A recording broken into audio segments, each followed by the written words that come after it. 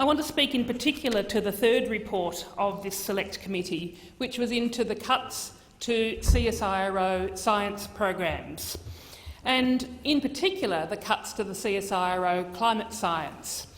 The Senate committee heard extensive evidence from CSIRO management, from expert scientists from around the world, and from some former CSIRO scientists about these proposed cuts to CSIRO science.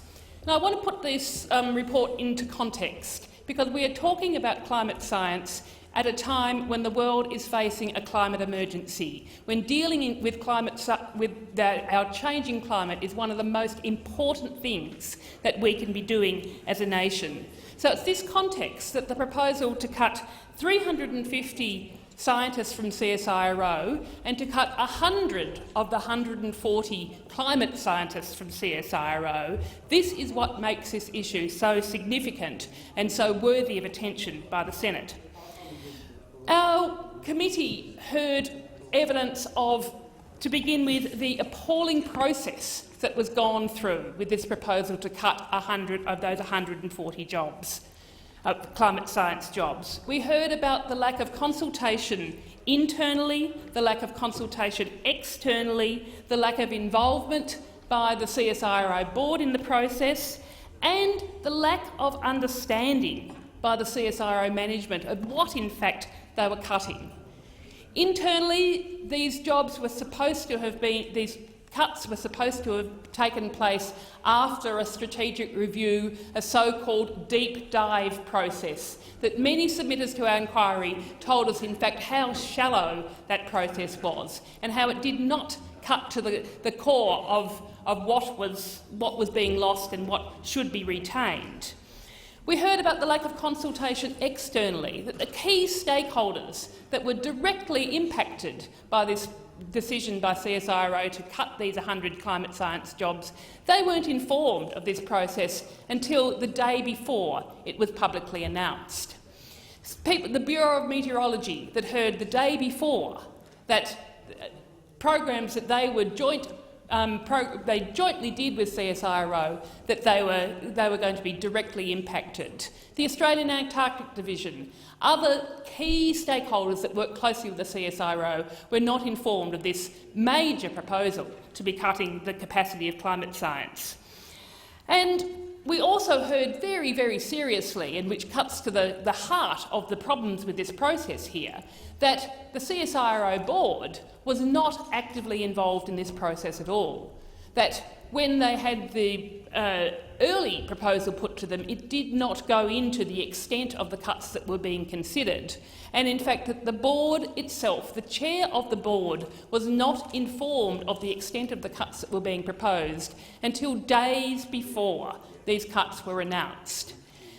The appalling process was just a real indictment of the problems with the way that these cuts were undertaken.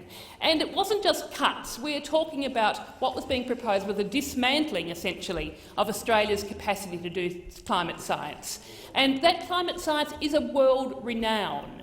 It's not surprising that when these cuts were first announced, that there was outcry from across the world, that it made the front page of the New York Times, that there was letters from thousands of scientists internationally, shocked and dismayed about the impact that this was going to have on both Australia's capacity to do climate science and the global capacity to do climate science. Of course, once we started investigating into it, the backpedalling began, and those 100 scientists whose jobs were going to be cut, at the time that we then began the inquiry, that had dropped back to 70, and I think it's one of the good outcomes of this inquiry process, and I think only because of this inquiry process, that they have now settled on only cutting 40 of those 140 positions. But that is still 40 too many. It's almost 30% of CSIRO's climate science capacity is still being proposed to be cut. And again, at a time when we need this capacity. So that was the process. The other evidence that the committee was given was how that whole concept of cutting our climate science capacity was totally the wrong thing to do. and it was very evident to the committee that the contention by the CEO of CSIRO, Dr Larry Marshall, his contention as to why these cuts were occurring was that climate change was proved. And it was proven to be real, and so that CSIRO could move to adaptation and mitigation. It was very clear with the evidence put to the committee that this was simplistic and naive. And that we learnt that climate measurement data isn't static, and that robust data around the rate of climate change is critical to the development of successful and cost-effective adaptation and mitigation strategies. You can't adapt and mitigate to climate change without knowing what you are adapting to and mitigating. We heard so much evidence of why the critical science that CSIRO did was so important, that the measurement and monitoring of our science was so critical and needed to be maintained and enhanced if we were to adapt effectively to climate change and to mitigate against it. Evidence from Professor Tony Haymet, who was a former chief of the CSIRO Oceans and Atmosphere Division. He said, "There's no use setting up a group to help us adapt to climate change if we do not know whether we have 20 years or 50 years. How long do we have before all of our ports have to raise their infrastructure a metre? How long do we have before we have to recraft all the sewers on the east coast of Australia because their outlets are too low and they're going to get flooded at an average high level? If we have 10 years, we're in big trouble. If we have 50 years, it's a better story. Sure, we can adapt to climate change as long as we know what we are adapting to and how long we have to do it." And Dr Richard Mattia emphasised that he viewed CSIRO's observations and modelling of our oceans and atmosphere as providing an insurance policy for Australia. He said, "We have a huge economy, $1 trillion economy, with multi-trillion dollars worth of infrastructure, and to think that we cannot invest a little bit into the fundamental research that will help us maintain and support that effort and make us a more resilient and more productive nation is ridiculous."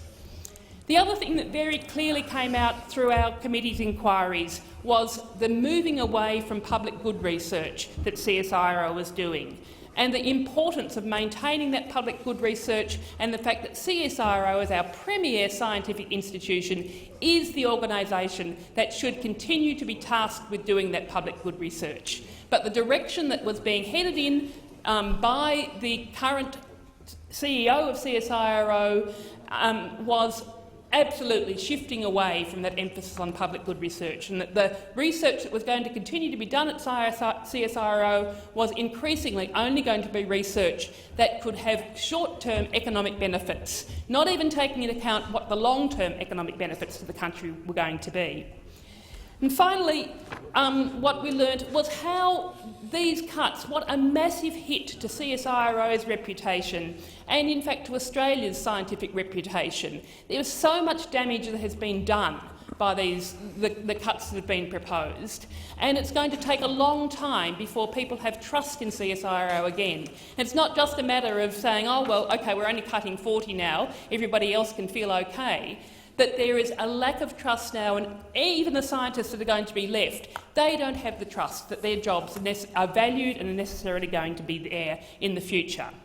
So where to from here? We've had the response to it in recent weeks of them saying everything's OK, we're now establishing a climate centre in Hobart, which is guaranteeing 40 jobs in climate science.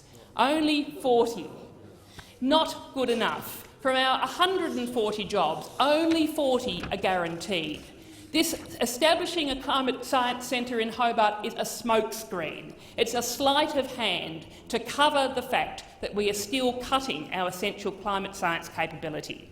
So the recommendations of our committee are quite thorough. We want to absolutely a commitment. We're calling upon the government to reverse the cuts, and particularly to delay the implementation of the proposed job cuts and undertake a thorough review, delaying the job cuts until after the election, because it's very clear that CSIRO said that with an alternative government that valued the climate science, that they would do things differently. So it is very clear that these cuts should be put on hold until after the election. And finally, there's the issue of the CEO of CSIRO himself. And I really do hope that the minister reads this report and really takes into account and has a serious question about the ongoing renewal of his contract, which is currently up for renewal. Thank you.